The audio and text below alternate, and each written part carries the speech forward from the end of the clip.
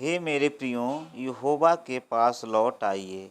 जैसा कि आप जानते हैं, बाइबल एक ऐसी किताब है जिसमें कई लोगों की ज़िंदगी की दास्तान दर्ज है।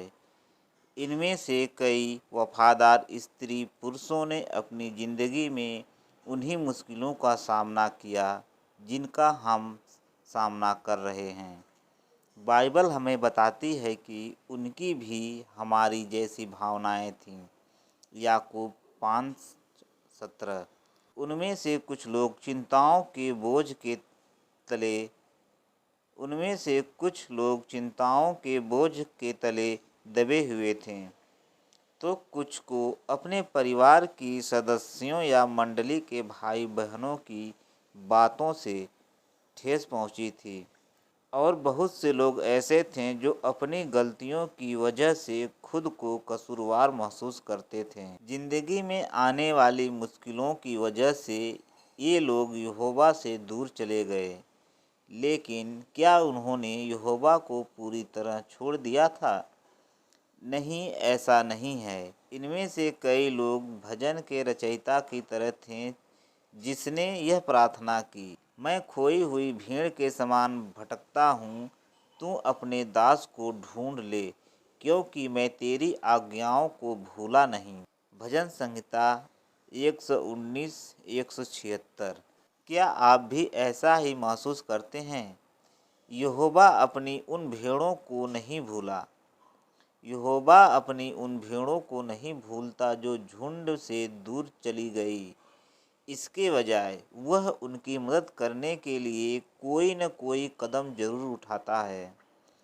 कई बार वह अपने सेवकों के जरिए ऐसा करता है। मिसाल के लिए ध्यान दीजिए, जैसा कि बाइबल में बताती है, यहोवा ने अपने सेवक की किस तरह मदद की। अय्यूब ने अपनी ज़िंदगी में एक के बाद एक कई नई मुश्किलों का सामना करना पड़ा, जैसे आर्थिक समस्या, अजीजों की मौत और गंभीर बीमारी, जिन्हें मुश्किल घड़ी में उसका साथ देना चाहिए था, पर उन्होंने उनसे तसल्ली देने वाली एक भी बात नहीं कही।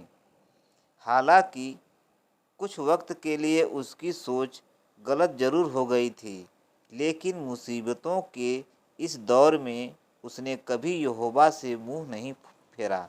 अय्यूब अध्याय 1 वचन 22, अध्याय 2 वचन 10। यहोवा ने उसे अपनी सोच सुधारने में कैसे मदद की? एक तरीका था अपने सेवक एलीहू को उसके पास भेजकर। जब अय्यूब ने उसे अपनी चिंताएं बताई, तो एलीहू ने ध्यान से उसकी बातें सुनी।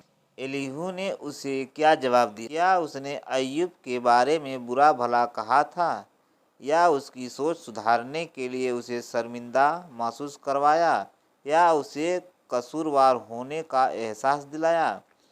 क्या एलीहू ने यह जताया कि वह अय्यूब से बेहतर है? नहीं, इसके बजाय परमेश्वर की पवित्र शक्ति से उभारे जाकर एलीहू ने अय्यूब से कहा, मैं परमेश्वर के सम्मुख तेरे तुल्य हूँ, मैं भी मिट्टी का बना हुआ। फिर उसने उससे कहा, तुझे मेरे डर के मारे घबराना न पड़ेगा और न तू मेरे बोझ से दबेगा। अय्यूब अध्याय 36 वचन 6-7।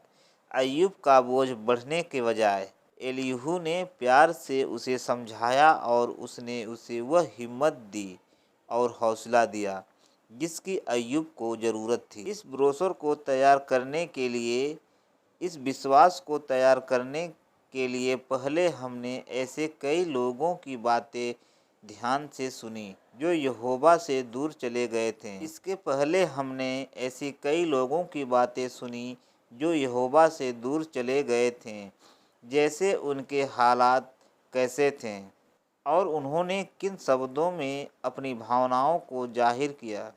नीति वचन अध्याय 18 वचन 13। हमने शास्त्र में दिए गए बातों को कुछ मिसालों पर गौर किया। उन्होंने इसी तरह के हालात का सामना किया और इस बात पर ध्यान दिया कि यहोवा ने कैसे उसकी मदद की। आखिर हमने बाइबल में दी गई मिसालों को और आज के समय के उदाहरणों को मिलाकर इस ब्रोशर को तैयार किया